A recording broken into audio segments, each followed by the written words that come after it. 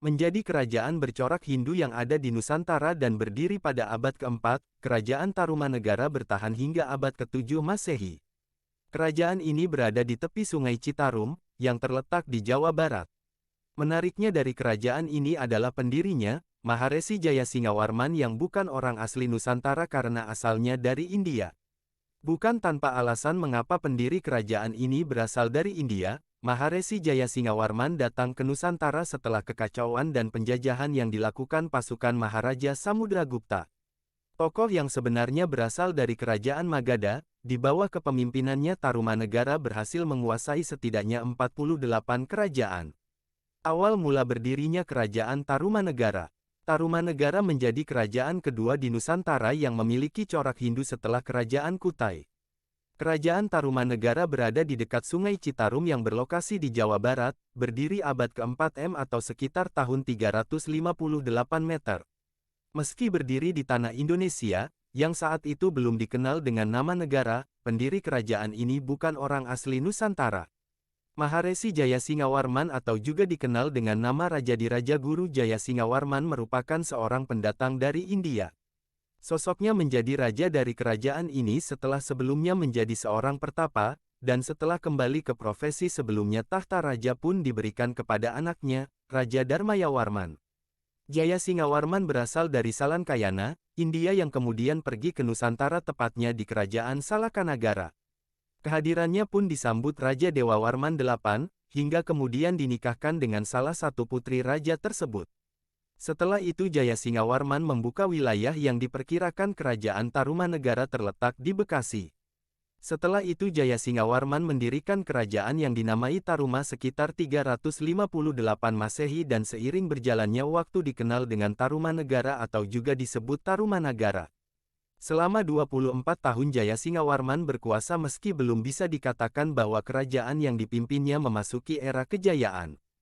Pendiri dari kerajaan Tarumanegara. Karena kesulitan dalam mengetahui secara jelas bagaimana struktur genealogis Raja-Raja Tarumanegara, namun dari penemuan prasasti Ciaruten yang menyebutkan nama Purnawarman yang disebut sebagai raja pertama sekaligus pendiri ibu kota kerajaan yang saat itu bernama Sundapura sesuai dengan sumber sejarah kerajaan Tarumanegara. Sementara itu dalam naskah Wangsakerta menyebutkan jika Purnawarman adalah raja ketiga dari kerajaan Tarumanegara ini. Sementara pendirinya adalah Raja Diraja Guru Jayasingawarman di sekitar 358 Masehi, namun penemuan naskah ini justru diragukan kebenarannya oleh para ahli. Seluruh prasasti yang ditemukan diduga merujuk dari peninggalan dari kerajaan ini.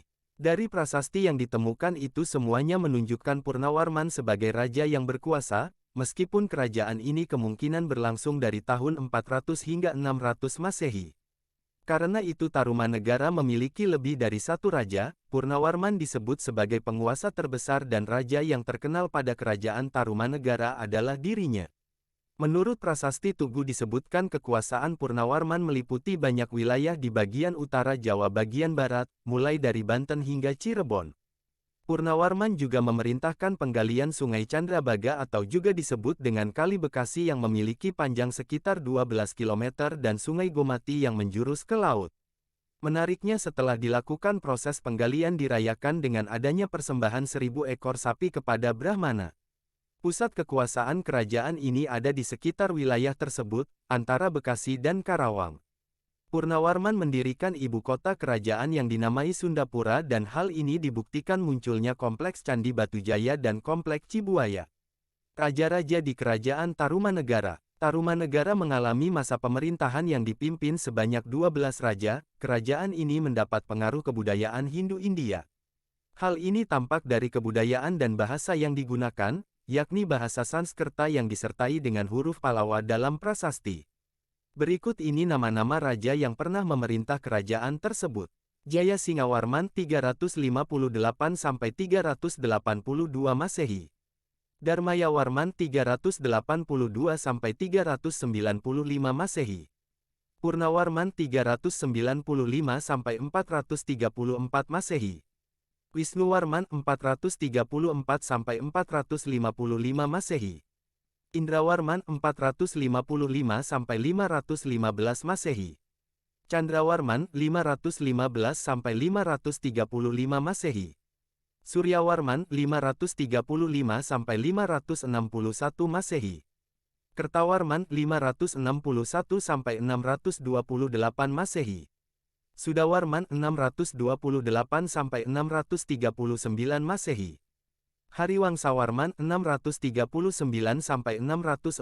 Masehi. Nagajayawarman 640–666 Masehi. Linggawarman 666–669 Masehi. Letak dari Kerajaan Tarumanegara. Letak Kerajaan Tarumanegara berada di bagian barat Pulau Jawa, sesuai dengan isi dari Prasasti Tugu yang menyebut kekuasaan kerajaan ini saat dipegang Purnawarman membentang dari Banten hingga Cirebon. Beberapa pusat lokasi kekuasaan Tarumanegara meliputi Candrabaga, Citarum, Ciliwung dan Cisadane. Karena lokasinya memang menjadi titik utama dari pertumbuhan serta perkembangan peradaban kerajaan ini. Meski begitu tak jelas bagaimana genealogis dari raja-raja Tarumanegara meski bisa dilihat dari prasasti dan peninggalan-peninggalan lainnya.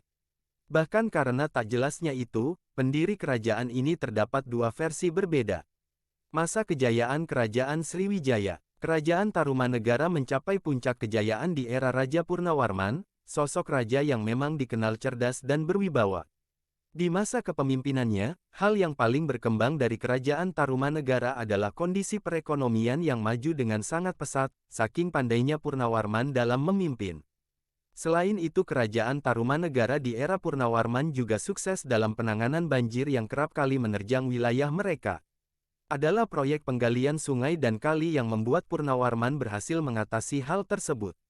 Meskipun di akhir proyeknya, ia harus memberi persembahan berupa 1.000 ekor sapi. Menggali kali Candrabaga yang merupakan cikal bakal sungai Citarum dan membuat air mengalir ke laut. Kemudian membuat kali sepanjang 11 km hanya dalam kurun waktu 21 hari dan diakhiri dengan persembahan 1.000 ekor sapi kepada kaum Brahmana. Hal ini tertuang dalam salah satu peninggalan penting mereka, yakni Prasasti Tugu. Menjadi kerajaan